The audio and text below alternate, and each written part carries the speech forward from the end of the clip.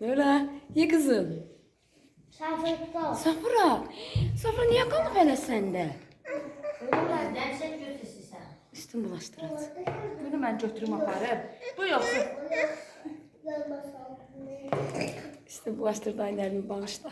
Evi uşağım. Siz bağışlayıp bu cevap. Hiç ne uşaqdır da. Qəşəydi. Ay sağ ol. Əmir Fəz. Əmir xan. Abcun onun qabına niyə qalxıb baxırsan? Özün üçün yeyib oğlum. Əmir Fəz necədir? Necədir? Abcun. Abcun qəşəydi. Abbas ye də. Götür qapa ye. Tez ol. Hamısını yeyin qalmasın. Əsra.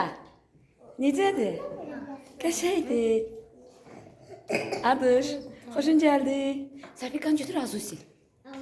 Sərfiqan götür Azusi. Ayın baxım sənə. Ay maşallah. Bəh. Səçinə qızıma bax. Saçına bak saçla. Səçinə bax.